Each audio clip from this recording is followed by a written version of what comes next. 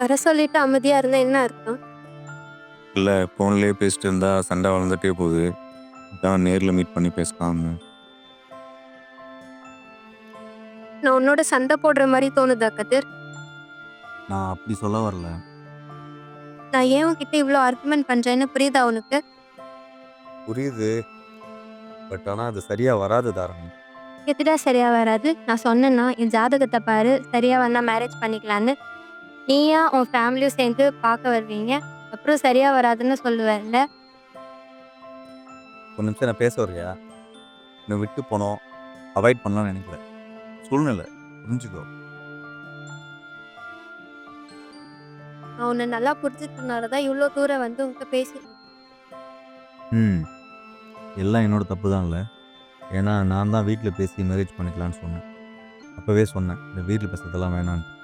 நீ தான் எங்கள் அப்பாவுக்கு தெரிஞ்சா அவ்வளோதான், உயிரை விட்டுருவாரு, நான் சொன்னால் ஏற்றுப்பாரு அப்படின்னு சொன்னேன்.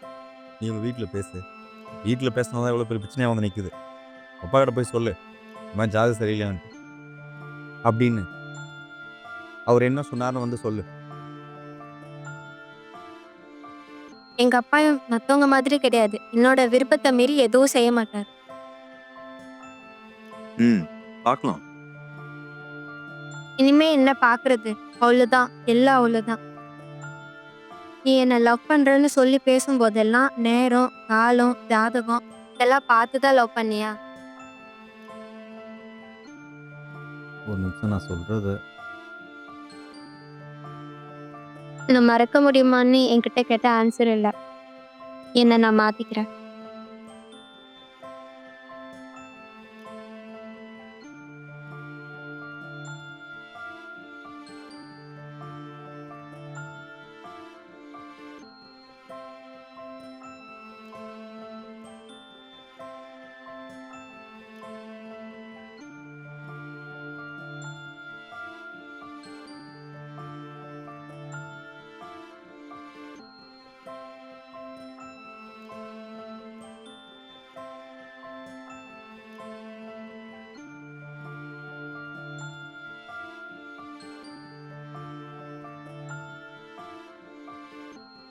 என்னாலையும் இன்னும் மறக்க முடியாது.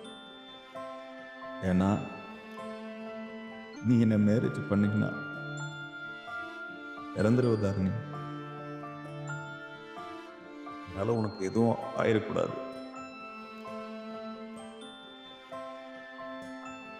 எப்பவுமே உன்னோட அந்த சின்ன ஸ்மைலோட சந்தோஷமா இரு.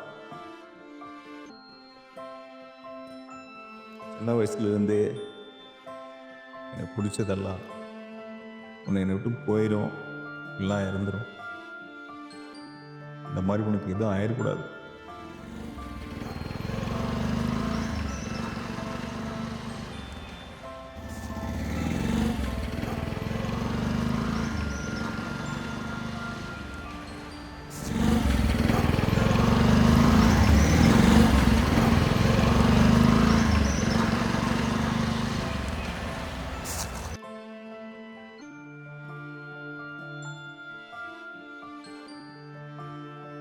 ஐயா ஐயா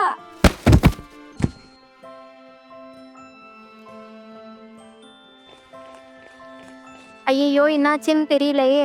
ஐயா ஐயா எந்திரிங்க. ஐயா என்னாச்சு?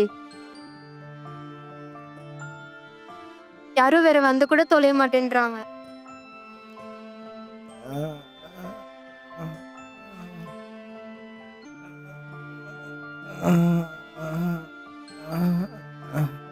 ஏன் என்னாச்சு? தெரியல, வந்துட்டே இருந்தேன், மயக்கம் போட்டு விழுந்துட்டாங்க. ஐயா ஐயா, நான் வேணா ஆம்புலன்ஸ்க்கு கால். அதை நான் பார்த்துக்கிறேன். வண்டியில் தனி பொருள் எடுத்துக்கோ.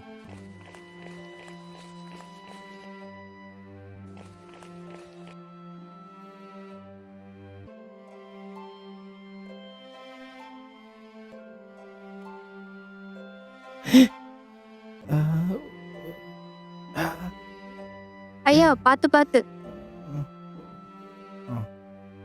ஐயா என்னாச்சு? ஐயா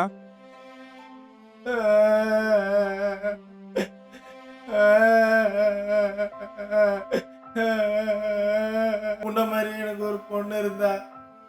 அவங்க அம்மா அவளை விட்டு சின்ன வயசுலயே இறந்து போயிட்டா. அவளுக்கு எல்லாமே நான் தான், எனக்கு எல்லாமே அவதான். பொண்ணுக்கு 4 இடம் ஜாதகம் பார்த்து கல்யாணம் பண்ணி வச்சேன்.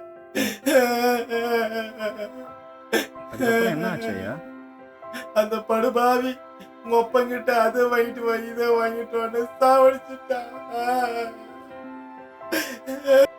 போச்சே ஜாதகம் சொல்லி எல்லாம் நம்பி நாசமா போச்சே.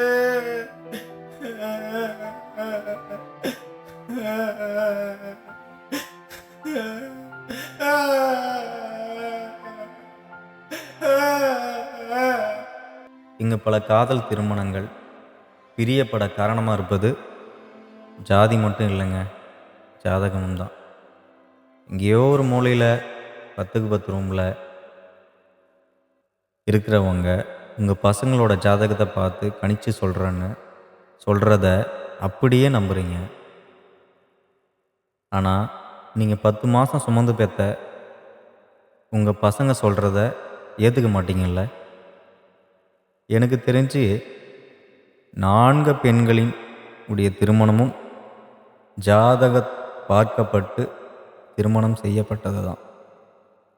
அதில் இப்போ 2 நம்முடன் இல்லை. 2 வாழ்க்கை வலியும் வேதனையும் நிறைந்த கேள்விக்குறியான வாழ்க்கையை தான் அவங்க வாழ்ந்துட்டுருக்காங்க. சிந்தியுங்க, மாறுபடுங்க.